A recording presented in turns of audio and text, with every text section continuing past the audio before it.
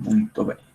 Então, hoje a gente começa a disciplina de Psicologia Aplicada à Odontologia, que é uma disciplina que tem como objetivo principal trazer para vocês alguns conhecimentos que são originalmente produzidos e trabalhados na área de psicologia. Então, são conhecimentos que são resultados de estudos e pesquisas da área da psicologia e que têm uma aplicação direta no consultório odontológico. Então, durante o semestre, nós vamos passar por alguns temas que vocês vão perceber que os temas, de certa forma, estão todos interligados, porque, em essência, o que a gente vai estar falando é como é que a gente, dentro do consultório odontológico, no dia a dia dos atendimentos, pode administrar melhor certas situações, e aí, daqui a pouco, a hora que a gente começar a trabalhar o conteúdo, eu vou falar para vocês de três grandes desafios que a odontologia, ou que o dentista enfrenta no seu consultório, e que esses conhecimentos que a gente vai trabalhar durante o semestre, eles auxiliam o profissional a vencer esses desafios.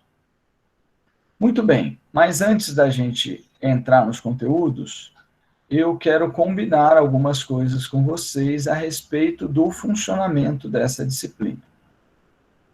A primeira delas, eu não vou fazer chamada. Eu não vou pegar a lista de chamada e chamar nome por nome de vocês. Eu vou fazer a frequência dos alunos pela lista que o Google me manda depois que a gente fecha a sala de aula. Então, logo depois que a gente fecha a sala de aula, eu recebo, além do link do vídeo que ficou gravado, eu recebo uma lista de participantes.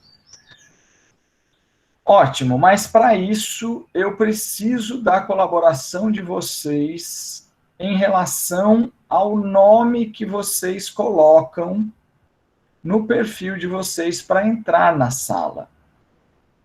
Por quê?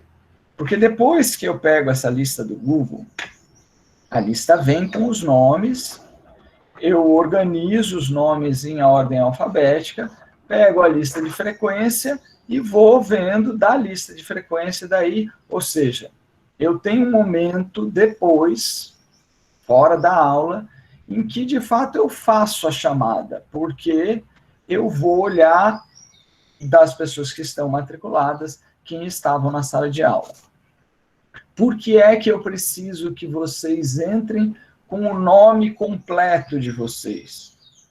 Porque, por exemplo, se uma pessoa chama Cícera Daiane, nem sei se tem uma Cícera Daiane nessa turma, mas vamos supor que ela chama Cícera Daiane.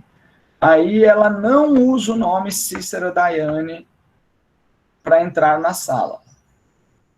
O que acontece a hora que eu estou fazendo a chamada aqui? Cícera Daiane, olho na lista, não tem nenhuma Cícera Daiane, eu coloco falta para ela. Isso dá um trabalho, porque daí, mais para frente no semestre, a Daiane vai entrar em contato comigo, professor, mas eu estava na aula, aí eu tenho que voltar para cada lista de aula e realmente comprovar que estava lá Daiane, mas não estava como Cícera. Então, eu quero pedir a colaboração de vocês. Hoje, se alguém entrou com um perfil de nome diferente, tudo bem, eu faço uma busca aí e acerto a frequência. Mas a partir da semana que vem, eu quero pedir a todos que adequem o nome do perfil de vocês. Se for preciso, crie um perfil para que vocês entrem, né, na aula. E isso serve para todas as aulas, sabe, pessoal? Não sei como é que os outros professores estão fazendo, sei que tem gente que faz a chamada, mas eu sei que tem um tanto de professores que também pegam essa lista, e aí facilita para a gente se você entrar com o seu nome completo. Se você sabe que tem mais de um, por exemplo, você chama Fernando e tem 2 Fernando na sala, então coloque o seu sobrenome também, para que a gente possa diferenciar qual Fernando que participou da aula. Eu vou repetir essa orientação no final da aula de hoje, vocês vão me ouvir repetindo, pelo menos aí por umas 2, 3 semanas, porque sempre chega gente nova, sempre tem gente que não estava nessa aula e que precisa ouvir essa orientação. Mas para vocês que estão aqui, já temos 30 participantes, já são aí 2/3 da turma. Eu peço que vocês deixem uma anotação aí, caso seja o seu caso, né, que o seu nome não bate com o seu nome real, que você adeque isso para a próxima aula. Certo? Ótimo. Como é que vão funcionar as notas da disciplina? Disciplina, como toda disciplina da Unileão, AV1, AV2, AVF. Nós teremos, tanto na AV1 como para a AV2, uma prova parcial antes da prova digamos assim, a prova bimestral, né? A prova de AV1 oficial. Então, daqui até o período de AV1, nós teremos uma prova parcial. Essa prova parcial, ela tem 2 objetivos principais. Ela serve para a gente poder ter, digamos, uma nota, garantir 20% da nota, a prova vale 2. Então, você pode garantir 20% da nota estudando um conteúdo mais reduzido, que não é todo o conteúdo de AV1, e já serve para você ver como é que você está em relação à matéria. Ou seja, é um termômetro para você dizer assim, poxa, eu estou entendendo a matéria, eu estou sabendo responder as perguntas da matéria, ou eu estou totalmente perdido, preciso estudar mais, e isso serve de alerta para você se preparar melhor para a prova de AV1. Então, tanto a AV1 como a AV2 será utilizado esse sistema, uma prova parcial e a prova mesmo da AV. Quem perder prova parcial não tem segunda chamada de parcial. A pessoa que perder prova parcial, ela perde o direito àqueles 2 pontos. Então, se você perder a parcial de AV1, o máximo que você consegue são 8 pontos da prova de AV1. A mesma coisa em relação a AV2, e aí a média é a média que vocês já sabem. 2 vezes AV2, mais AV1. Se você tirou 7, boas férias. Se não tirou 7, você fica para a VF. Se a sua média ficou abaixo de 4, você não tem direito à VF.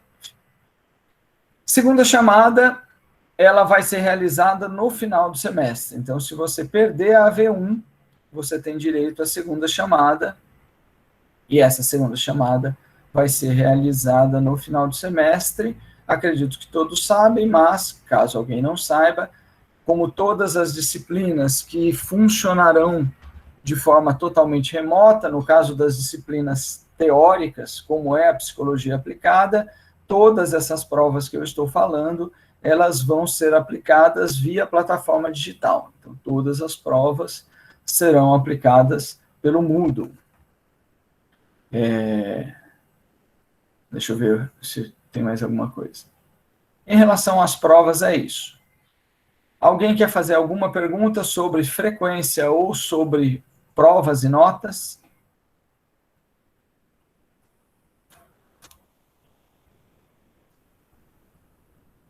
Muito bem. Eu quero já pedir desculpas para vocês, porque normalmente hoje, né, no primeiro dia de aula, já estaria lá na plataforma digital todo o material e toda aquela parte de avisos iniciais da disciplina, plano de ensino, cronograma, mas essa semana ela está sendo um pouco mais puxada do que eu previa que ela seria, né? Infelizmente, diferente do que a gente pede para os alunos que resolvam as coisas antes de começar as aulas, teve muita gente que deixou para resolver algumas coisas nessa semana, e isso acabou sobrecarregando eu e o professor Tiago, além do processo de recepção de calouros, que segunda-feira é praticamente dedicado só a isso. Enfim, eu não consegui colocar o material lá na plataforma, mas até o final da semana, até sexta-feira, vocês vão ter lá na plataforma o plano de ensino, o cronograma, e eu disponibilizo para vocês um material relacionado às aulas. Esse material, até a AV1, até o período de AV1, esse material, que é o material de referência para vocês estudarem para as provas, são apostilas que eu faço de cada aula. Então, eu pego os slides de cada aula e coloco junto com o slide um texto que fala mais ou menos daquilo que eu falei naquele slide. Então, não é só os slides que eu estou passando para vocês, são os slides com um texto de referência. Basicamente, para todas as aulas até a V1, a referência para vocês da aula, a referência bibliográfica vai ser essa apostila que eu já fiz há algum tempo e que vou passando para vocês gradualmente. Então, a cada aula que eu dou, eu faço a gravação do vídeo e eu coloco naquela semana daquela aula, disponibilizo o link da gravação do vídeo e o material referente àquela aula, essa apostila. Se houver algum artigo referente à aula, eu coloco também. E em algumas situações, tem algum vídeo da internet, né, do YouTube, que é interessante como complemento à aula, e aí eu disponibilizo também aqueles que tiverem mais tempo, tiverem mais interesse, podem acessar esses vídeos e complementar o conhecimento que a gente está vendo na aula. Então, a cada semana eu vou fazendo isso.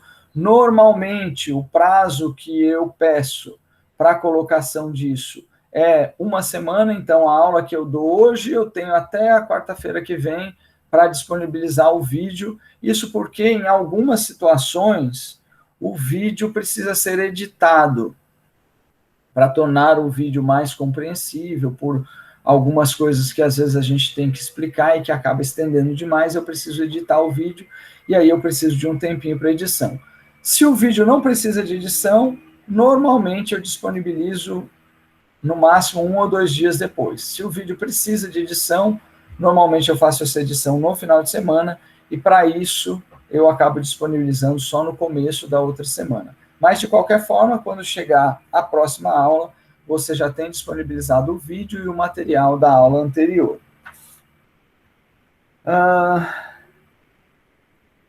Bom, basicamente é isso. Alguém quer fazer alguma pergunta? Podemos começar com o nosso conteúdo? Tem gente aí do outro lado? Acho que tem, né? Teve um povo que falou bom dia. Espero que ainda estejam por aí. Beleza, pessoal. Grato por dar um sinal de vida. Então, vamos lá. Vou começar a compartilhar aqui a minha tela com vocês.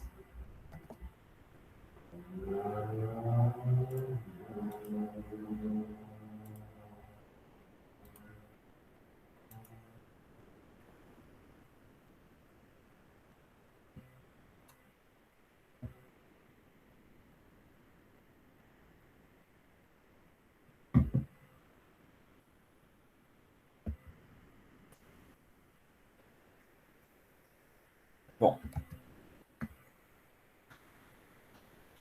então, acredito que não tem ninguém perdido aqui, né? Todo mundo sabe que nós estamos aqui para a aula de Psicologia Aplicada à Odontologia. E eu vou contar um pouco para vocês, se alguém aqui já fez algum curso, tipo enfermagem, ou algum outro curso que tem Psicologia da Saúde dentro do curso, pode confirmar o que eu vou falar aqui para vocês. Então, normalmente, os cursos de odontologia que possuem uma disciplina de psicologia aplicada, normalmente é um curso, é uma disciplina que vai falar das teorias básicas da psicologia. Então, tem algumas aulas falando de Freud, tem algumas aulas... Então, são aulas, digamos assim, para o aluno de odontologia ter uma ideia do que é psicologia. Fala de algumas coisas a respeito do funcionamento humano, desenvolvimento, mas, da maneira que eu vejo, acaba sendo algo pouco prático, pouco aplicado de fato à profissão. Então, eu não sei se todos sabem, mas eu sou formado inicialmente em odontologia, formei em 93, fiz meu mestrado e doutorado na área de dentística, e depois de alguns anos que eu já era professor tal, eu resolvi estudar psicologia, e aí voltei para a faculdade e cursei psicologia e me formei em psicologia também. E, além da minha busca principal, que era entender melhor a mente humana, principalmente como professor, entender como é que a memória funciona, o que é que eu posso fazer para facilitar o aprendizado e algumas outras coisas que eu estudava na época e que motivaram a procurar e a fazer a outra faculdade. Há também o aspecto do atendimento do paciente. Eu tive a sorte de, na faculdade que eu fiz na Unicamp, já há muitos anos, a Unicamp foi pioneira no Brasil de ter um departamento de psicologia aplicada. E o meu professor de psicologia aplicada também era dentista e psicólogo. Então, eu tive a sorte de ter na faculdade uma disciplina de psicologia aplicada que era, de fato, assuntos da psicologia que eram aplicados no consultório. Para vocês terem uma ideia, o professor de psicologia ele ficava, inclusive, dentro da clínica, em alguns momentos, para ajudar os alunos a resolver algumas situações. Então, a princípio, quando eu comecei a minha carreira docente, eu dava aula de dentística, cariologia, metodologia de pesquisa, e mais para frente só, devido a uma necessidade de uma faculdade que eu trabalhava, me pediram para dar aula de psicologia aplicada, já que eles sabiam que era um assunto que eu sempre gostei. E aí eu comecei a dar aula dessa disciplina também. Quando eu vim para Leão, coincidiu de, quando eu assumi como coordenador, o professor que dava psicologia aplicada, que era um psicólogo, era não, ele ainda é, e é professor até hoje, ele é professor do curso de psicologia, ele dava um curso, uma disciplina de psicologia aplicada, naqueles moldes que eu falei para você, que é um molde mais tradicional, em que o professor apresenta para os futuros dentistas conceitos básicos da psicologia que nem sempre são diretamente aplicáveis na nossa prática diária de trabalho. E aí, como o professor estava saindo, as pessoas perguntaram para mim, escuta, você não pode pegar essa disciplina? Eu falei, posso. E aí eu reformei a disciplina e transformei naquilo que eu acredito que é, de fato, uma disciplina de psicologia aplicada. Significa o quê? Significa que, da maneira que eu enxergo, toda aula que eu estou dando, ela tem uma aplicação direta e objetiva no consultório odontológico. Toda aula, todo assunto que eu estou falando, dentro da minha cabeça, tem uma aplicação naquilo que o dentista faz no seu dia a dia. Por que eu falei assim, na minha cabeça? Porque talvez para alguns de vocês não fique tão clara essa ligação. E eu faço questão de dizer isso nesse momento inicial, porque eu recomendo a vocês, aos que estão realmente interessados em aprender alguma coisa, porque nem sempre as pessoas aproveitam, já que tem que fazer uma disciplina, realmente tirar um proveito dela para a vida, né? Para o dia a dia. Eu tinha um professor de imunologia que ele falava assim, ele repetia um ditado, uma fala que eu não sei de quem é, mas ele costumava dizer: Rodrigo, quem só tem martelo como ferramenta vai enxergar prego em tudo que olhar. Ou seja, se você só sabe trabalhar com martelo, você vai querer dar martelada em tudo. Então, a disciplina de psicologia aplicada, ela traz para aqueles que têm interesse algumas ferramentas diferentes. O treinamento do dentista, além de, obviamente, você precisar ir lá no laboratório, aprender como é que faz uma cavidade, a inclinação das paredes, como é que coloca uma matriz, cunha, como é que faz o isolamento, enfim. Cada procedimento odontológico precisa de um treinamento específico para que você desenvolva uma sensibilidade, uma habilidade manual para fazer aquilo. Há outras habilidades que às vezes não estão diretamente relacionadas à execução daquela cavidade, a restauração, o canal, mas estão ligados ao atendimento do paciente. E que faz toda a diferença para alguns aspectos do atendimento. Então, o que nós vamos ver no decorrer do semestre, supostamente faz isso. Uma maneira de você aumentar a sua compreensão daquilo que eu estou falando é você ter na sua cabeça uma pergunta. Todas as aulas, tudo que eu estiver falando, o que eu vou começar a falar daqui a pouco, você precisa ter na sua cabeça uma pergunta que é: para que serve isso no meu consultório? Então, eu recomendo que você, o tempo todo, quando eu estiver falando, daqui a pouco eu vou estar falando de abordagem biomédica, biopsicossocial, quando eu estiver falando aquilo, você pergunte para você mesmo: para que serve isso que ele está falando? Como é que eu vou usar isso no meu consultório? Porque se em algum momento você não conseguir responder essa pergunta que você vai estar fazendo para você mesmo, vamos supor que eu estou falando aqui e você, para que serve isso? Putz, não sei, não tenho a menor ideia como é que eu vou usar isso. A hora que você perceber isso dentro de você, é a hora de você levantar a mãozinha aqui: professor, eu estou com uma dúvida aqui. Para que serve isso no consultório? Como é que eu vou usar isso aí que você está falando? Como é que usa isso no consultório? Para que serve? É perda de tempo você está falando isso?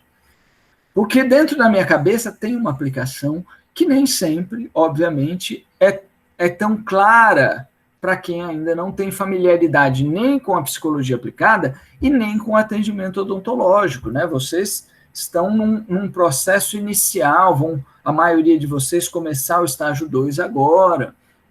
Então, é natural que, em alguns momentos, vocês não vejam essa aplicação. E eu acho muito importante que você veja e que você me interrompa e diga: olha, professor, eu não estou entendendo qual é a aplicação disso na odontologia, e eu vou ter o maior prazer de explicar para você: olha, a aplicação é isso, porque, e explicar para você, certo? Então, fica combinado que, em toda aula, em todo momento, é importante você fazer essa pergunta: para que serve isso no meu consultório? Como é que eu vou usar isso na clínica? E que você, conforme começar os atendimentos da clínica do estágio 2, e aí, posteriormente, 3, 4, assim por diante, que você pegue esses conceitos que a gente vai trabalhar aqui e procure colocar em prática de fato. Porque eu estou dizendo que são conceitos que são aplicados à odontologia. Então, o melhor momento para você começar a aplicá-los é no seu atendimento da clínica escola, que você começa a desenvolver essa habilidade de aplicar a disciplina.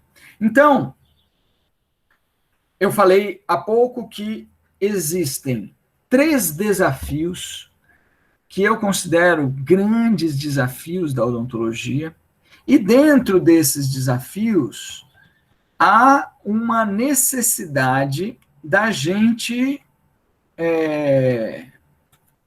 a gente ter ferramentas para lidar com esses desafios, para eles ficarem mais fáceis de lidar. E quais são esses grandes desafios? O primeiro deles é o medo de dentista. Eu acredito que vocês sabem, e é possível que entre vocês mesmos existam pessoas aí que têm medo de fazer tratamento odontológico. E isso é algo que, além de ser um perturbador da vida de muita gente, como assim um perturbador? É algo que atrapalha a pessoa dormir, atrapalha a pessoa se alimentar, porque ela fica com aquela preocupação que vai no dentista e que vai sofrer. Além disso, é um grande prejuízo para a saúde bucal das pessoas, que é o principal prejuízo causado pelo medo do dentista. Então, é uma responsabilidade nossa, enquanto profissional, aprender a utilizar certos recursos, a compreender como é que funciona esse medo, qual é a origem desse medo e o que eu posso fazer enquanto profissional baseado em ciência, porque uma coisa que é o que acontece com a maioria dos dentistas, a pessoa faz o que ela acha que tem que fazer, né? Então, às vezes a pessoa, não se preocupa não, isso é uma bobagem, não precisa ter medo. Fala umas coisas assim, que a gente entende a boa intenção do profissional, mas que não serve para nada. Da mesma forma que na odontologia, quando a gente quer estudar cárie, então existem pesquisas que vão lá e que estudam como é que acontece o desequilíbrio microbiológico, o crescimento de bactérias, formação de placa bacteriana, a alteração do pH, troca de mineral e todo aquele processo que vocês viram na cardiologia, a gente sabe disso porque existem e continuam sendo feitas pesquisas específicas que trazem para a gente conhecimento para aquilo que a gente faz e que é ligado, digamos assim, diretamente à odontologia. Acontece que, da mesma forma, lá na psicologia, as pessoas estudam o funcionamento da mente humana e, por exemplo, as condições de medo e ansiedade. E como é que a gente pode amenizar o medo e a ansiedade. Então, o que a gente vai fazer durante o semestre é falar de certas coisas que são descobertas das pesquisas da área da psicologia e que podem ser utilizados aqui. E aí, cabe uma pergunta, e eu quero ver se alguém pode me auxiliar aí, compartilhando com a gente o que você considera que seja psicologia. Que eu estou dizendo que a gente vai estudar a psicologia aplicada, que eu vou pegar conhecimentos da psicologia para a gente aprender a trabalhar melhor o medo de dentista, por exemplo, mas o que é psicologia? Alguém pode, por gentileza, definir o que é psicologia para si? Como é que entende o que é psicologia?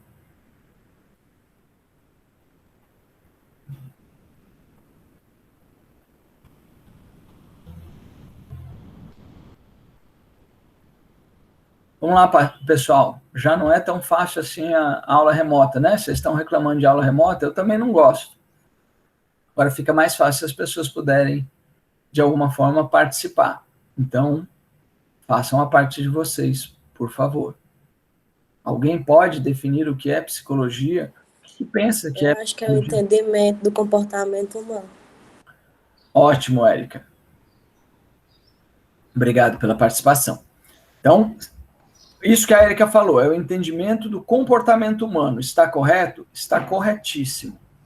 Uma das coisas que a psicologia, a gente sabe, né? Tudo que termina assim com logia é estudo de. Então, uma das coisas que são estudadas na psicologia é o estudo do comportamento humano. Não só o comportamento humano, mas o comportamento animal em geral. Mas tem mais algumas coisas. Alguém tem alguma ideia de como é que a gente pode complementar essa ideia da Érica? Eu tive a impressão que tinha outro microfone aberto. Ludmila, diga aí. Estudo dos processos mentais. Excelente. Excelente. Então, se nós formos pensar tudo que é estudado na psicologia, de uma maneira mais genérica, a gente pode fechar nessas duas coisas: comportamento e processo mental. E, obviamente, como é que isso interage no meio. Então, uma coisa é aquilo que eu faço, então eu estou aqui falando, pego a água, bebo, isso tudo é comportamento. Tudo que eu faço e que você enxerga que eu estou fazendo é comportamento. Mas, por exemplo, nesse exato momento eu vou ficar calado 5 segundos. Enquanto eu estou calado, eu estou fazendo uma coisa que eu estou pensando em algo e que você não vê esse meu comportamento. Vou botar entre aspas. Então, esses comportamentos que você não vê, a gente chama de processos mentais, que envolvem os meus sentimentos, os meus processos de memória, os meus processos de raciocínio. Então, tudo que eu faço dentro de mim, as coisas que eu sinto, as coisas que eu raciocino, eu chamo de processos mentais, e a psicologia vai estudar isso. E como é que esses processos mentais, esses comportamentos, interagem com o meio onde eu estou inserido.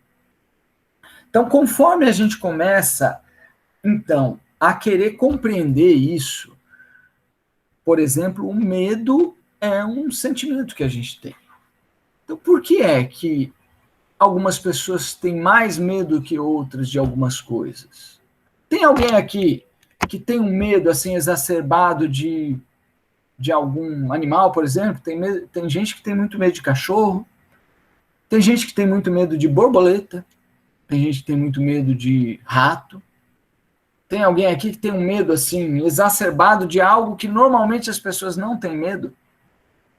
Eu tenho de borboleta. Ah, pronto. Bom, eu vou te usar bastante como exemplo, viu, Érica? Há alguns anos atrás, teve uma turma que tinha uma aluna também que tinha medo de borboleta. Foi bem interessante. O pessoal acha engraçado, né? Mas eu tenho certeza que para a Érica não é. Porque, por exemplo, tem uma época aqui no Cariri que começa a aparecer umas borboletinhas amarelas, você passa nessa avenida de carro, você mata umas 500 delas, porque elas estão voando para todo lado. E eu imagino que para a Érica seja um terror. Porque para quem tem medo, o medo não é algo racional. Não é algo que dê para sentar do lado da Érica e falar assim, olha, Érica, besteira, borboleta não faz nada, borboleta não pica, borboleta não solta veneno, borboleta não causa alergia, né? Você não precisa ter medo de borboleta, porque a borboleta ela é inofensiva. Não é mesmo, Érica? Adianta eu falar tudo isso para você? Faz passar seu medo quando eu falo isso? Adianta não, porque eu sei de tudo isso. Pois é. Então, olha só que interessante como é a mente humana. Existe algo... Olha só, medo de água escura. Interessante. Esse medo de água escura é interessante porque tem a ver com não saber o que tem ali na água, né? Então, você vai numa represa assim, tem gente que não entra na represa porque vai saber o que tem ali embaixo. Eu não consigo enxergar, vai saber se tem um daqueles monstros que aparecem em filme, não é mesmo? E é isso, o medo é irracional. Então, adianta a gente, como dentista, paciente chegar lá com medo, olha, para vocês terem uma ideia, eu já presenciei paciente que se levanta da cadeira e sai correndo do consultório. Eu já presenciei pessoas que começam a chorar como uma criança sentada na cadeira de dentista. Eu conheço pessoas, adultos com 30, 40 anos, e que sabem que estão com os dentes se degenerando na boca, mas que não vão ao dentista porque morrem de medo. Então, não adianta para essas pessoas você dizer, olha, não se preocupe, Não vai doer nada. Isso é uma bobagem. Por quê? Porque o medo é um processo interno da mente humana que a gente precisa compreender. E durante o semestre todo, a começar por hoje nós vamos falar de um assunto que são as abordagens à saúde, os tipos de abordagem à saúde, que vocês vão ver eu repetir a respeito deles o semestre inteirinho. Por quê? Porque nesse assunto, nesse tema, está a chave da diferença de um dentista que compreende que o trabalho dele não é só mecânico, daquele dentista que compreende que ele está atendendo um ser humano. E que esse ser humano vem no pacote completo. Né? Quem entra no seu consultório não é o seu manequim, porque o manequim, o Bob, que a gente atende lá, né, na dentística e tal, e depois na endo, e depois na prótese fixa, aquele manequim, ele não tem medo, ele não chora, ele não tem vontade, ele não tem preguiça, ele não cansa de ficar com a boca aberta. Pessoa, gente é diferente, gente é igual a gente. Tem coisas que a gente gosta, tem coisas que a gente não gosta, tem coisas que a gente tem medo, e alguns alunos aí manifestaram alguns medos, certamente outros têm outros medos aqui. Tem gente que tem medo de ficar no escuro. Eu conheço adultos que não dormem se não tiver uma luzinha acesa no quarto. Então, e a gente não pode ridicularizar isso, porque isso tem um sentido na cabeça da pessoa. Isso tem uma origem. Isso, às vezes, causa sofrimento à pessoa. Principalmente no caso de medo de dentista, causa um sofrimento físico, porque a pessoa começa a ter dor de dente e não vai no profissional, porque ela prefere sofrer a dor de dente do que ir no profissional, de tanto medo que ela tem. E às vezes um sofrimento psíquico, porque ela se sente envergonhada por ser incapaz de buscar um tratamento. Então, nós como profissionais de saúde, nós precisamos entender que o nosso trabalho ele vai além de resolver o problema mecânico. Por exemplo, uma cavidade de cárie. Então, assim, se tem uma cavidade de cárie no dente do paciente, claro, sou eu que tenho que fazer a remoção do tecido cariado, sou eu que tenho que dar a conformidade das paredes adequadas para o material que eu vou colocar, sou eu que tenho que fazer o isolamento, se eu for fazer resina, eu tenho que fazer o preparo daquele esmalte, daquela dentina, colocar o adesivo, fazer adequadamente a restauração. Óbvio que isso aí é nosso trabalho e precisamos saber fazer de maneira com excelência. Agora, há um outro lado e que muitas vezes é ignorado pelos profissionais.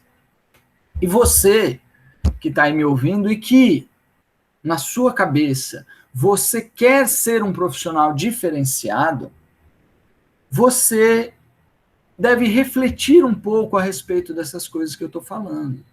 Que assim, o que faz diferença de fato para o paciente? É você ter o equipamento XYZ Plus ou ele se sentir atendido de uma forma diferente? E aí a gente chega no segundo desafio. Eu falei que são 3 desafios, né? O primeiro deles, eu falei, é o medo de dentista. O segundo é o desafio de ter um consultório cheio de pacientes. Para a maioria de nós, o consultório é a nossa fonte de sustento.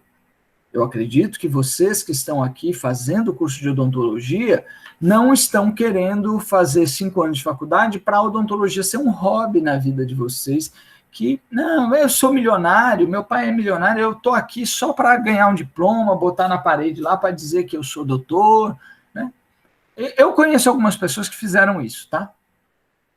Fizeram odontologia só porque o pai queria, o pai era fazendeiro, eu dei aula uns anos lá em Goiás, eu tive aluno que me falava isso, falava, ó, professor, eu quando eu me formar, vou pegar o diploma, botar numa moldura, entregar para o meu pai, nunca mais vou fazer odontologia na vida.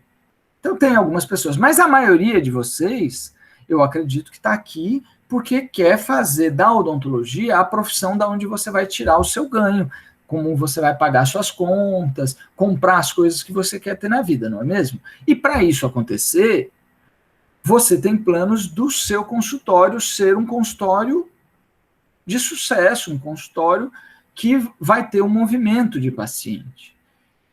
E as pessoas, ao longo dos anos, elas perderam um pouco a noção do que é mesmo que faz um consultório ter muita gente.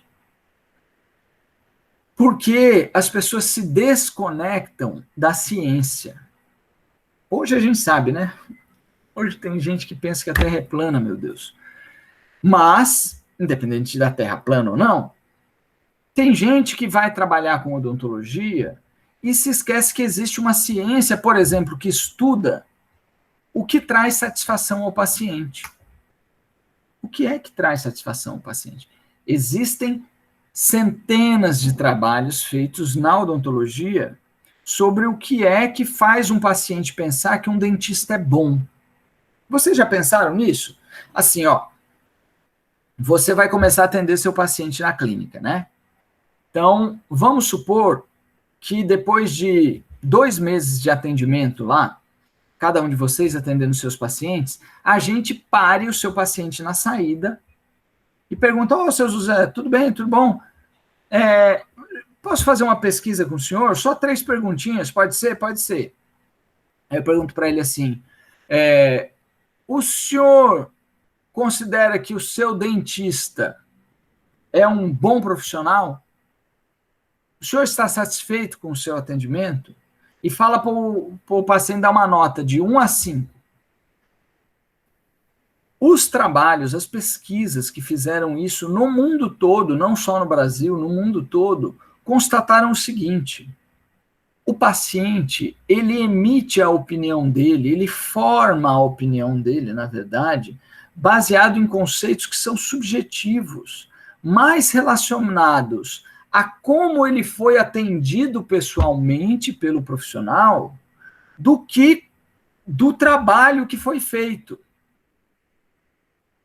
Teve um trabalho feito na Inglaterra que foi assim, ó. Além de fazer as perguntas para o paciente, o pesquisador examinava o trabalho que foi feito. Então, vamos supor, o dentista fez um canal. Aí ele examina o canal que foi feito, faz radiografia para ver a qualidade do canal e anota qual a opinião do paciente sobre a qualidade. O que eles perceberam? Que não havia relação entre a qualidade do trabalho executado e a opinião do paciente. Às vezes, tinha um canal muito mal feito e o paciente dizia que o dentista era excelente, que fez um excelente canal. Por quê? Porque o paciente ele não sabe qualificar por critérios objetivos o trabalho executado. A classificação, o critério que o paciente usa para dizer se você é um bom profissional ou não, é um critério subjetivo. Como é que você atendeu ele? Como é que foi a conexão que existiu entre ele e o profissional? E é baseado nessa conexão que ele emite, então, um juízo de valor. Esse é um bom profissional, esse é um mau profissional. E aí, nós vamos ver no decorrer do semestre, e vocês vão ver quando eu digo no decorrer do semestre, porque para facilitar, né, a gente divide as aulas em assuntos, mas você vai ver que um assunto está ligado no outro, igual os elos de uma corrente, e que todos eles estão ligados à questão do medo de dentista, à questão de você formar e, principalmente, manter uma clientela, porque hoje as pessoas acham lindo, né, criar um Instagram e aí ficar postando o que faz no consultório, beleza. Eu até acho que as pessoas que fazem isso de uma maneira bem feita atraem um público para o consultório. Mas uma coisa em odontologia é atrair o público para o seu consultório. E outra bem diferente é você manter. E eu vou contar um segredo para vocês, que o consultório de sucesso não é aquele, necessariamente, que atrai centenas de pacientes toda semana. O consultório de sucesso é aquele que consegue manter cada paciente que entrar no seu consultório vai querer ficar com você para sempre. Se você conseguir isso, que o paciente veja em você um profissional tão diferenciado que ele não queira mudar. Olha, eu vou dar exemplos. Tem muito aluno nosso, quando chega no 10º semestre, chega lá no final, é o último atendimento, ele fala, ô, dona Maria, é o seguinte, a senhora ainda tem algumas coisinhas para fazer, mas eu estou me formando agora, e aí eu vou encaminhar a senhora no semestre que vem, um colega meu aqui, um outro aluno vai chamar a senhora para finalizar o que precisa, tá? Em algumas situações, o aluno ouve do paciente, não, mas espera aí, você não vai começar a atender? Não vai ter consultório? Onde é que você vai trabalhar? E aí o paciente prefere, por quê? Porque viu a qualidade do profissional, e a gente ouve com frequência, muito mesmo. Eu, às vezes, quando estou em algum local assim, alguém sabe que eu sou coordenador do curso de odontologia, fala assim, olha, você é coordenador. Olha, a minha prima foi lá ser atendida, ela falou que nunca mais vai em dentista, não. Porque os alunos lá da faculdade atenderam ela melhor do que todos os dentistas que ela foi na vida. Olha só que coisa legal. E assim, alguns pacientes preferem, então, ir no consultório, pagar o tratamento para continuar com aquele profissional. Então, é esse nível de vínculo que você deve ter como objetivo, que você deve saber que é importante. Porque, ainda que você não invista tanto em propaganda, não coloque outdoor na sua cidade, não gaste tempo e dinheiro com Instagram e com campanhas e tal, que você vá, a cada semana, você consegue um paciente novo, mas que esse paciente realmente fique impressionado com a qualidade do seu atendimento, que ele nunca mais queira outro dentista e que ele vai fazer propaganda para você. Ao longo do tempo, chega um momento que de tanto que o paciente veio e ficou, veio e ficou, veio e ficou, que você não tem mais espaço na agenda. Então, o desafio de ter um consultório de sucesso, um consultório bem sucedido, ele passa por um atendimento diferenciado no nível de relacionamento, não só diferenciado de ser um consultório chique, cheio de equipamentos. Isso daí, é claro que essa parte, ela tem um apelo também, né? Você tem um consultório muito chique, muito bonito, em um lugar muito famoso, então isso daí tem um apelo. Mas mais do que isso, a relação pessoal importa. E aí a gente vai falar de algumas coisas ao longo da disciplina. E por último, um dos grandes desafios da odontologia e que as pessoas não dedicam o tempo necessário para entender como é que resolve, como é que enfrenta esse desafio, é o desafio da educação para a saúde bucal. Nós fazemos um esforço para ensinar o paciente a escovar os dentes, para ensinar o paciente a usar fio dental, para explicar para o paciente o que é uma dieta equilibrada, para que ele não tenha muitos desafios cariogênicos durante o dia, né, para que ele mantenha um equilíbrio naqueles processos bioquímicos. Muito bem. Agora, do mesmo jeito que explicar para a Érica que borboleta não faz nada, não faz ela parar de ter medo de borboleta, da mesma forma, eu falar para o paciente que escovar o dente é importante, que usar fio dental é importante, que ter uma dieta equilibrada é importante, não faz ele mudar os hábitos dele.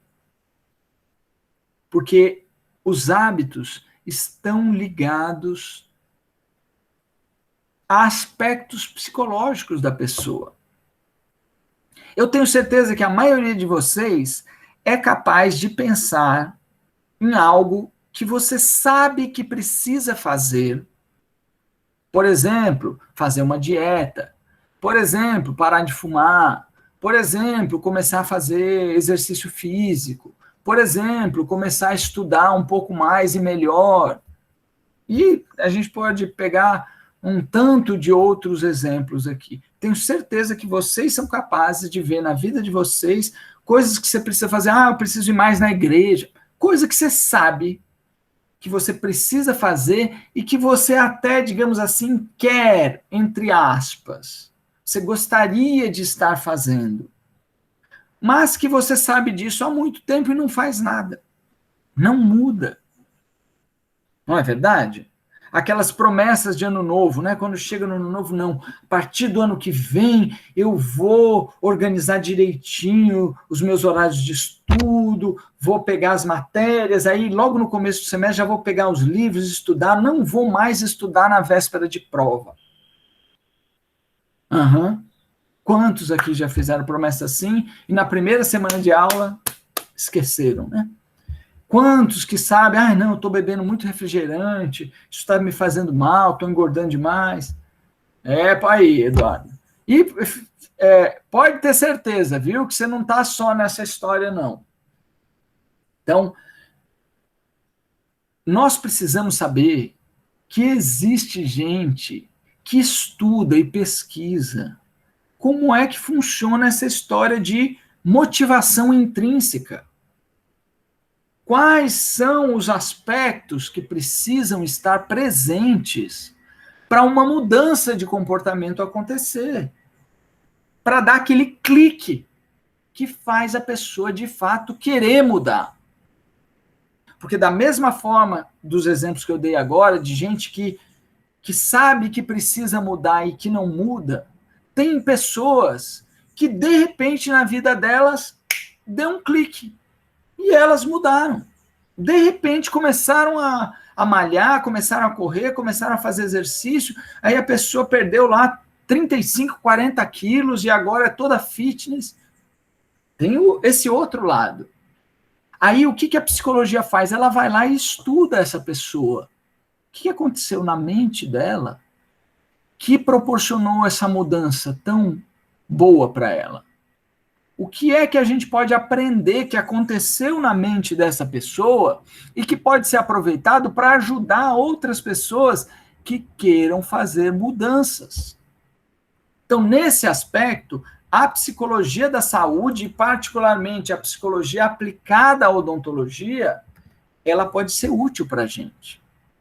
E eu estou destacando esses 3 desafios porque, de certa forma, são coisas que eu acho extremamente relevantes para a prática profissional, são coisas que o dentista, no seu dia a dia, lida com isso e que, da maneira que eu vejo, tem poucas ferramentas. A maioria dos dentistas não sabe lidar adequadamente com esses 3 grandes desafios. Obviamente, existem outros desafios que também vão ser beneficiados, digamos assim, você terá mais ferramentas para lidar com eles do que esses 3. Mas eu vou destacar esses 3 e durante o semestre, várias vezes eu vou apontar para vocês, aí, pessoal, se você for capaz, se você souber disso aqui, vai ser mais fácil você motivar o seu paciente. Então, nós vamos, durante o semestre, falar de assuntos que todos eles, de maneira interligada, vão estar relacionados com a solução desses assuntos. Só isso já deveria servir para você aí que está ouvindo, de repente você está olhando o seu Instagram, né, virado aqui, meio de costa para o computador, deixou lá o negócio funcionando. Quando você ouve isso, já deveria ser um motivo para você falar, peraí, deixa eu ouvir aqui, porque parece ser interessante isso. Porque além de servir para a prática da sua profissão, essas coisas vão servir para você também. Por exemplo, a Érica, se ela quiser, algumas coisas que a gente vai falar sobre medo de dentista, sobre algumas técnicas para diminuir o medo de dentista e até eliminar o medo de dentista, podem ser usados. Ela pode pegar a técnica e usar para ela diminuir o medo dela de borboleta ou até eliminar o medo de borboleta. Porque o mecanismo de medo, ele é semelhante. O que muda é o objeto do medo. Da mesma forma que a gente vai estar falando de motivação de paciente, como é que a gente pode fazer para o paciente mudar os comportamentos dele, você pode pegar esse conhecimento e usar para a sua vida. Você aí que está aí querendo mudar o seu padrão de comportamento em relação ao estudo, em relação à sua dieta, em relação ao exercício físico, ou sei lá com o quê, em relação à maneira como você se relaciona com as pessoas, você quer ser uma pessoa diferente e até agora não conseguiu, vamos prestar atenção em como é que funciona esse processo dentro do ser humano, aprender de fato como é isso e usar a ciência que a gente vai estar estudando para o seu benefício próprio. Nós vamos estudar quais os processos que fazem com que os comportamentos aconteçam e como a gente pode mudar algumas coisas nesses processos e que mudam o comportamento. Só que a gente precisa estar ligado no que está se falando. Porque a pessoa que não estiver seguindo uma linha de pensamento que a gente começa a desenvolver hoje e vai até o final do semestre, a pessoa que tentar, digamos assim, pegar o bonde andando, né, vai ter dificuldade para achar um lugar na janelinha. Então é importante que você acompanhe essa linha de raciocínio que eu estou começando a desenvolver com vocês hoje. De um entendimento, primeiro, do que é a psicologia da saúde, que é essa pergunta que está na tela de vocês agora. O que é a psicologia da saúde? Nada mais é do que aqueles conhecimentos dos comportamentos e processos mentais aplicados a uma determinada área da saúde. No nosso caso, aplicados à odontologia. Como é que a gente pega aquele conhecimento e usa no consultório? Importante vocês entenderem que não é a nossa intenção se transformar em psicólogo do paciente. Não é nessa a nossa função. A gente não vai aprender a ser psicólogo do paciente, aí ele vai deitar lá na nossa cadeira e começar a falar da vida dele, e a gente vai tratar os problemas psicológicos dele. Não é essa a intenção. Não é para isso que uma disciplina de 40 horas se presta. Para isso tem 5 anos de faculdade de psicologia para a pessoa se formar. Agora, nós vamos aprender alguns conhecimentos e algumas técnicas que aí sim são baseados em anos de estudo, mas que tem uma aplicação prática muito objetiva, muito rápida de aprender, mas que eu preciso me dedicar um pouco. Do mesmo jeito que vocês vão passar horas naquele laboratório de endodontia esse semestre, para aprender como é que faz uma abertura, para aprender como é que faz a instrumentação do canal, para aprender como é que faz a obturação. E mesmo assim, essas horas, você não vai sair um perfeito endodontista, mas você vai passar muitas horas lá. Então, você precisa pensar que ao longo do seu curso, não só agora, no 5º semestre, não só dentro da disciplina de psicologia aplicada, mas você deve pensar o quanto você deve se dedicar para aprender a colocar em prática esses assuntos que a gente vai desenvolver aqui. Ok? Alguma dúvida até agora? Alguém quer fazer algum comentário a respeito das coisas que eu falei? Dizer se concorda, se discorda? Que agora eu vou começar um tópico que é o tópico que eu falei que eu vou mencionar. Você vai me ouvir praticamente toda a aula falar de modelos de abordagem à saúde. Eu vou começar a falar agora, mas se alguém quiser fazer algum comentário a respeito da exposição que eu fiz até agora, está aberto aí para vocês se manifestarem.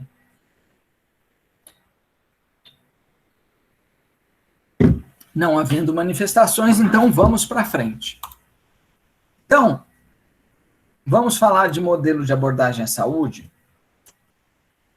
E antes de começar a diferenciar os modelos, eu quero que vocês entendam direitinho o que é isso, tá? Então, o modelo de abordagem à saúde é uma maneira da gente classificar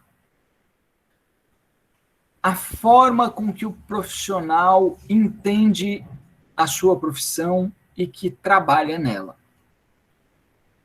E a gente diferencia, a gente distingue dois modelos de abordagem à saúde.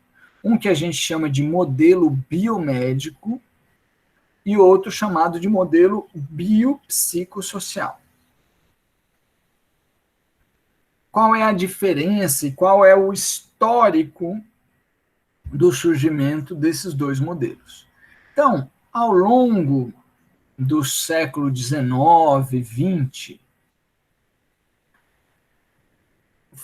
a humanidade ela foi conhecendo um pouco melhor a causa das doenças. Então, começou a se descobrir que existiam bactérias, que existiam vírus, e daí começou-se a descobrir antibiótico, e que o antibiótico combatia a bactéria, né? Se vocês pensarem, né, em termos da história da humanidade, é muito recente esse conhecimento. Muito recente. Se a gente pegar lá a história da Bíblia, por exemplo, de 5.000, 6.000 anos atrás, 2.000 anos atrás foi quando aconteceu todas aquelas coisas com Jesus, e há 200 anos a gente não sabia direito o que era bactéria, como é que tratava. Então, para a humanidade foi um grande avanço descobrir isso. Né? Imagina na odontologia, as pessoas viam começar a surgir buraco no dente, não sabia como é que aquilo acontecia. Será que é algum bicho que está comendo o dente? Hoje a gente sabe, hoje é fácil, né? Você entra, a pessoa não precisa nem ser de faculdade. A pessoa hoje assiste propaganda de pasta de dente e já tem uma ideia do que é que causa a cárie, como é que a cárie acontece. Então, hoje, praticamente, é senso comum esse conhecimento. Mas imagine que teve um tempo que, de repente, poxa, então é bactéria que causa a cárie. E aí começou-se a experimentar tratamentos. E aí teve uma pessoa que começou a ver que se fizesse um preparo cavitário e colocasse uma restauração, que aquilo lá diminuía a progressão daquela doença. E assim, todas as áreas da medicina, todas as áreas de saúde, começaram a perceber que haviam procedimentos que o profissional executa e que aquilo aparentemente resolve o problema. Percebam a palavra que eu usei, aparentemente. Porque esse foi o grande engano dos profissionais. Achar que quando eu faço uma restauração, eu resolvi o problema do meu paciente. Então, o modelo biomédico, ele é um modelo em que o profissional ainda está iludido que aquele tratamento biomecânico, aquele tratamento que o profissional está fazendo, é aquilo que resolve o problema. Muito bem. Ao longo do século XX daí, e no início do século XXI, cada vez mais fica claro que no processo das doenças existem fatores que vão além dos fatores puramente físicos locais. Existem fatores psicológicos e existem fatores sociais que interferem no processo de saúde e doença. Alguém se lembra a definição de saúde da Organização Mundial de Saúde? Vocês devem ter visto isso lá na PPS. Alguém se lembra qual é a definição de saúde para a Organização Mundial de Saúde?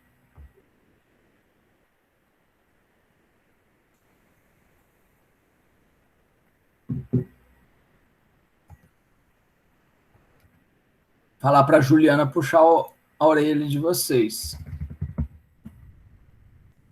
Ninguém?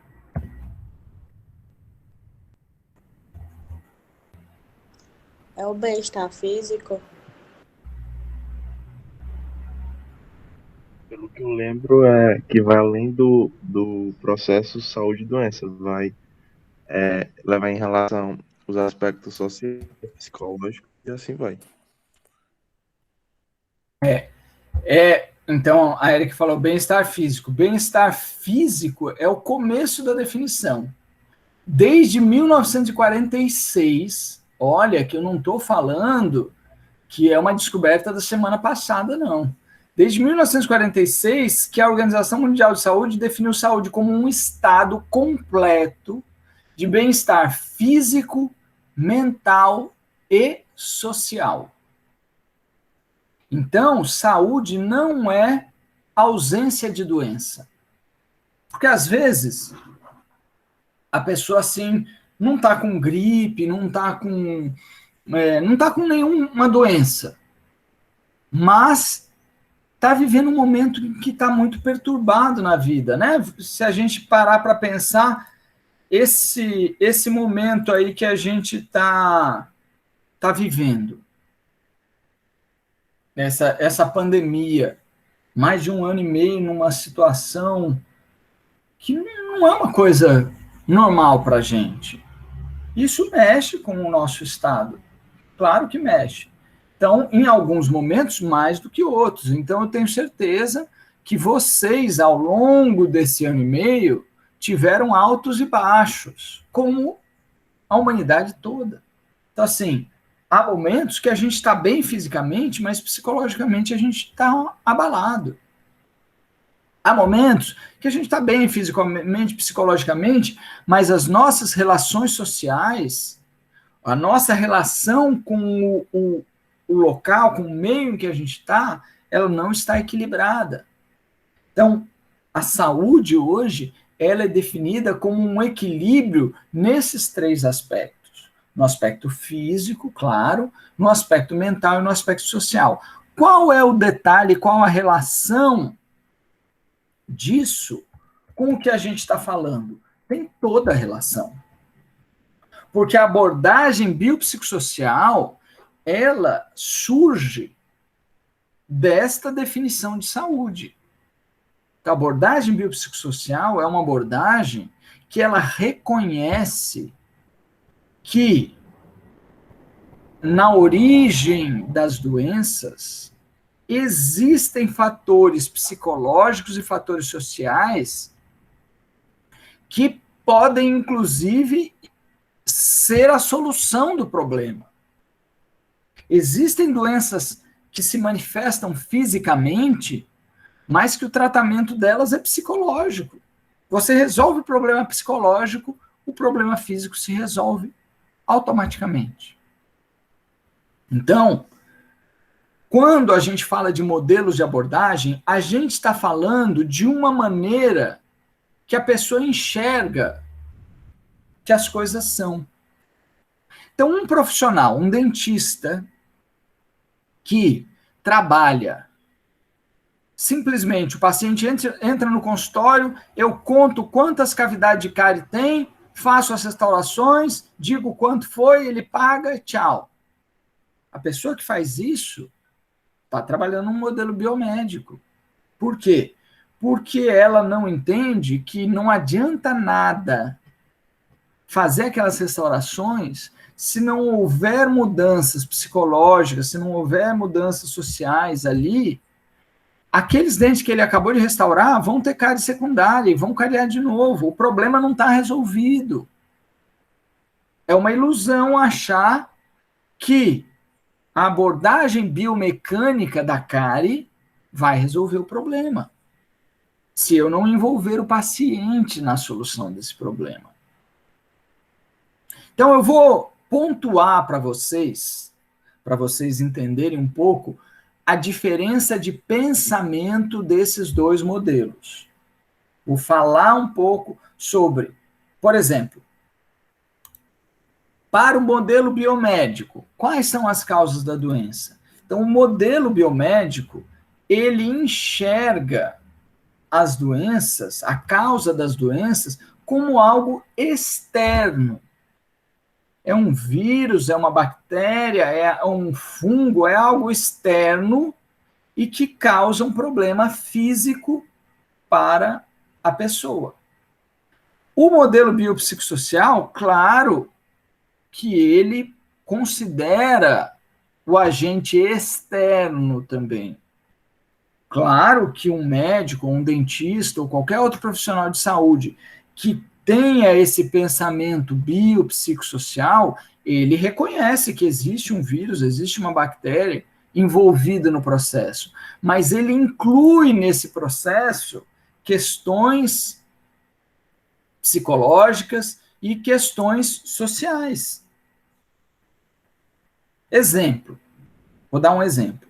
Hoje está muito bem estabelecido, hoje é reconhecido, já tem pesquisas que demonstram isso totalmente, a relação entre o sistema imunológico e o estresse. Pessoas que passam por um período de estresse psicológico, o sistema imunológico funciona pior. Então, se o sistema imunológico está pior, obviamente a pessoa está mais susceptível a uma infecção. Nós sabemos, por exemplo, que uma pessoa com mais recursos financeiros, ela pode comprar pasta de dente, escovas melhores, enxaguatórios bucais, que acabam sendo protetores em relação ao desenvolvimento de cárie. Então, a cárie não é só a bactéria agindo ali. Existem outras coisas que estão acontecendo e que certamente as professoras de PPS, a professora de cardiologia falou sobre isso e que influenciam naquele processo de cárie e que vão muito além de eu fazer a limpeza daquela cavidade e colocar uma restauração. Naturalmente, para profissional biomédico, o responsável pela doença é aquele fator local. Então, a pessoa teve um infarto. Por que aconteceu o infarto? Onde é que está a responsabilidade do infarto? O entupimento do vaso no coração. Está errado? Não está errado. Mas não é só isso. O profissional biopsicossocial entende que aquele entupimento do vaso aconteceu devido a talvez uma predisposição genética e a um comportamento de risco do paciente, que não fazia exercício, que se alimentava de forma irregular, com alimentos que não são apropriados, que fumava e que tinha outros hábitos. E, portanto, como é que o modelo biomédico pensa no tratamento das doenças? Pensa no tratamento biomecânico. Então, o problema é desenvolver vacina, é remédio, é fazer cirurgia. De novo, não quer dizer que essas coisas não são importantes. Claro que são. O que o modelo biopsicossocial faz é, além de ver a importância disso tudo, que precisa ser feito, é ver a questão biopsicossocial. Porque há uma questão que vai além. Vamos pegar aí esse aspecto da pandemia, né? Então, existe um aspecto biomédico, claro, a gente precisa inventar uma vacina que resolva o problema. Isso aí é óbvio. Agora, paralelamente, nós podemos ter um comportamento social que controla a propagação da doença? Podemos. Inúmeros países do mundo demonstraram que um comportamento social mais apropriado fez menos vítimas do que países, por exemplo, como o Brasil, né? Final de semana desses aqui em Barbalha, flagraram aí uma vaquejada com não sei quantas mil pessoas. Agora. Então, assim, como está o comportamento social das pessoas em relação à contenção da doença. É onde um profissional com uma visão mais ampla dos processos de saúde e doença é capaz de obter resultados melhores. Então, se todos tivessem essa visão, se isso tivesse sido propagado no Brasil desde o começo, da importância de certas coisas, é muito possível que nós teríamos um menor número de mortos, como alguns outros países tiveram. Exemplo, tá? E aí, obviamente, que para o modelo biomédico, o super-herói da história é o profissional. É ele que é o bambambam, é ele que vai resolver o problema. Ele é o senhor de todo saber, é ele que sabe tudo, é ele que resolve. Quando o profissional que entende que no problema do processo saúde e doença há aspectos psicológicos e sociais envolvidos, ele entende também que a cura não está só nas mãos dele. Então, um dentista biomédico, ele pensa que o papel dele é ir lá e fazer a restauração e pronto. O dentista que tem uma visão biopsicossocial, ele sabe que ele precisa fazer uma parceria com o paciente. Ele sabe que ele precisa ter uma interação com o paciente e envolver o paciente na responsabilidade do tratamento. Porque ele sabe que ele, sozinho, profissional, não vai resolver o problema. E percebam que, às vezes, essas coisas que eu estou falando, elas não acontecem de uma maneira muito consciente. Às vezes, você vai ver uma pessoa, um dentista, do jeito que ela trabalha, e você vai perguntar para ela, escuta, você acha que é importante o seu paciente participar do tratamento? Ele vai responder para você, claro que é importante. Daí você vê a maneira que ele trabalha, ele não está dando a menor importância para o paciente. Então, de fato, ele pode até ter um discurso de que acredita que o paciente é importante, mas, de fato, ele não está fazendo nada que demonstre que ele dá essa importância. Então, de fato, ele é um profissional que trabalha no modelo biomédico. Então, um profissional que não troca uma ideia com o paciente, que não está se importando pelas coisas que o paciente sente, pelas dificuldades que o paciente tem na vida, pelo medo que ele tem de dentista, pelas dificuldades de motivação do paciente, é um profissional que trabalha no modelo biomédico. A partir do momento em que você começa realmente a interagir com o seu paciente para entender como é o funcionamento da cabeça dele, por exemplo, se eu quisesse ajudar a Érica aí, se ela viesse me pedir ajuda com medo de borboleta, porque ela sofre muito com medo de borboleta, eu teria que entender como é que é o funcionamento da Érica e, de alguma forma, usar os conhecimentos que eu tenho para que ela possa superar esse problema. Então, um paciente entra num consultório odontológico, se a pessoa que está lá não utilizar certos conhecimentos para compreender essa pessoa, como é que é o funcionamento dela, quais são as coisas que motivam essa pessoa, para criar um ambiente em que a participação dessa pessoa é bem-vinda e incentivada. Tem profissional que não quer nem saber do paciente se metendo, não divide nada com o paciente. Nós temos que envolver o paciente no tratamento. Por quê? Porque a gente sabe que existe uma graduação, que é isso, para o biomédico, ou a pessoa está doente ou a pessoa está saudável. A pessoa que tem um pensamento biopsicossocial, ela percebe que há uma graduação entre a saúde e a doença, há um caminho a ser percorrido.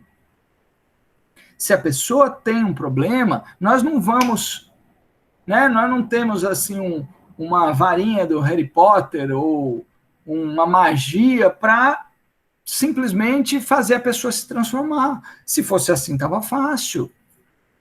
Mas nós temos os conhecimentos e as ferramentas que podem, pouco a pouco, ir trazendo o paciente de um estado de doença para um estado de saúde, gradualmente. E cada progresso nessa estrada gradual é um sucesso, é uma vitória. Mas para a gente enxergar isso, a gente tem que enxergar esse caminho e qual é o nosso papel e qual é o papel do paciente. Eu só vou valorizar e, de fato, envolver o paciente no tratamento se eu realmente reconhecer a importância daquilo para o que eu faço. E se você for ver, se você pensar nos profissionais de saúde que você consultou na sua vida, você vai ver que, infelizmente, a maioria trabalha neste modelo aqui. A maioria não está preocupada em saber o que você pensa, como você se sente, né? Seja dentista, seja médico, e para a maioria não existe relação entre a mente e o corpo. Então, ele vai tratar o seu problema físico. Né? Se você está com medo, o problema é seu. Né? Se for o caso, eu até vou te segurar para fazer o que eu tenho que fazer e depois você se vira com o seu problema psicológico. Você está com problema psicológico, vai se tratar no psicólogo. É o que as pessoas pensam. Vem como uma coisa separada. E o profissional do modelo biopsicossocial, ele tem uma visão de que há uma interação entre corpo e mente. E, naturalmente, neste processo, só há importância da psicologia da saúde. A psicologia da saúde só tem um papel ativo no modelo biopsicossocial. Então, um profissional que tem uma visão biomédica, e eu tenho certeza que dentro da cabeça que vocês chegam na faculdade, que atravessam a faculdade, muitos já têm um modelo biomédico, porque é aquilo que viram a vida toda. Toda vez que você for num dentista, você viu ele trabalhar de uma certa forma e, querendo ou não, aquilo serve como referência para você. Aquilo acaba servindo de modelo. Então, fica um convite para você refletir a respeito disso, desses modelos e de qual, de fato, você quer trabalhar. Porque não adianta você achar lindo o modelo biopsicossocial, mas no dia a dia do seu trabalho, você trabalhar no modelo biomédico. Né? Então, os modelos de abordagem não são o discurso, mas sim a prática do profissional.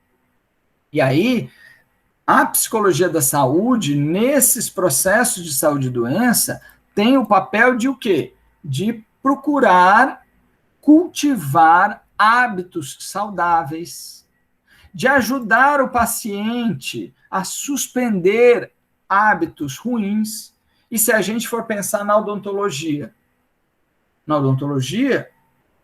o tratamento das doenças mais prevalentes na odontologia, cárie e doença periodontal, envolve mudança de hábitos.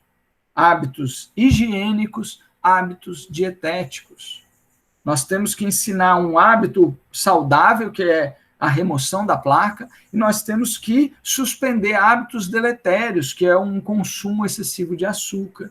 Para a doença periodontal, o fumo, o tabagismo, contribui para o problema periodontal. Então, nós temos que pensar, de alguma forma, em tudo o que está envolvido no processo de saúde e doença. Quando você estiver fazendo a sua anamnese, você tem que lembrar dessa foto. Professor, como assim? Eu fazendo anamnese e lembrar da foto de duas pererecas? É o seguinte, uma delas está exposta à chuva, a outra está protegida da chuva. Processo de diagnóstico nada mais é do que a investigação dos fatores a que o paciente está exposto ou protegido. Quando eu estou conversando com o meu paciente, fazendo anamnese, não é só preencher um monte de espacinho que tem lá no formulário.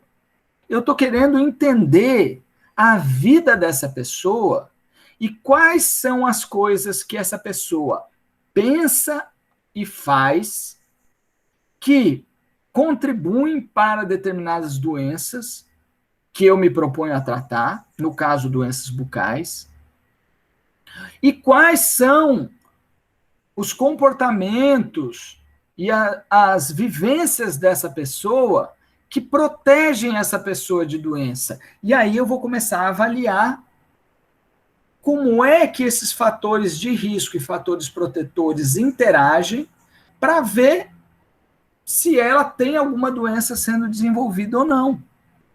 E a partir disso eu vou planejar o meu tratamento, que envolve, além das restaurações, das extrações, do tratamento de canal, da confecção de próteses, envolve do tratamento daquela pessoa como um todo.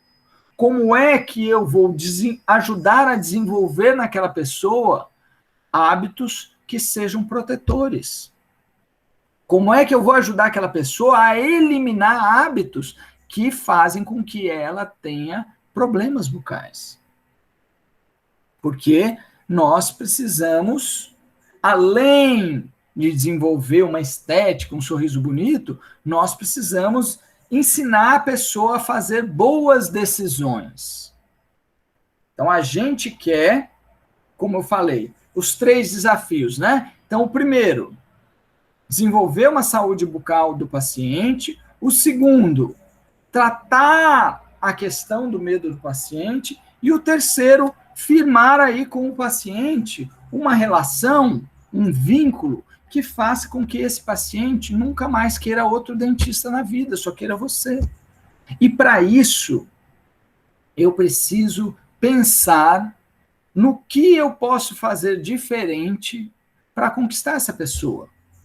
Se você parar para pensar, como é que você faz escolhas?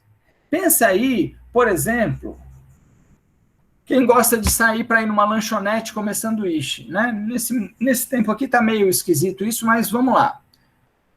Às vezes, não é só o sabor do sanduíche, não é só a variedade, não é só o preço. Às vezes a gente vai num lugar pela forma como a gente é atendido naquele lugar, pela forma como o lugar é agradável. Então, a gente tem que pensar que o nosso tratamento odontológico, a qualidade do nosso tratamento, vai muito além do que só a qualidade do procedimento em si que eu estou fazendo. Há outros aspectos envolvidos, e é isso que a gente vai estudar aqui. Ao longo desse semestre, então, eu vou desenvolver com vocês alguns temas. Então, só para vocês terem uma ideia agora, para a gente, então, finalizar a nossa aula, quais são esses temas que a gente vai desenvolver? A gente vai falar da relação profissional-paciente, entender quais são os tipos de relações, qual a relação que a gente deve estabelecer, quais são os fatores que facilitam um bom relacionamento, quais são fatores que fazem com que um vínculo com o profissional seja melhor. Nós vamos falar de comunicação profissional-paciente, a gente vai falar muito de linguagem não verbal, que é uma coisa que o dentista precisa entender.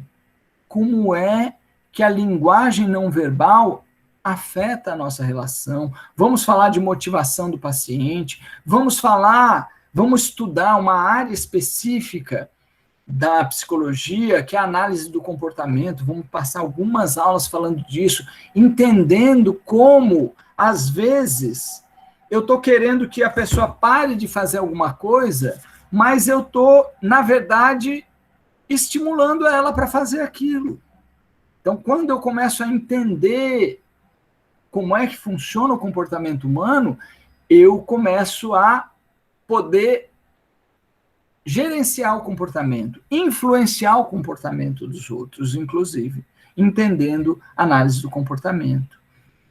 Vamos estudar, então, o medo do dentista, entender a origem, classificar o tipo de medo, e vamos daí estudar algumas técnicas que podem ser utilizadas para amenizar o medo de dentista e outros medos, naturalmente, como eu falei.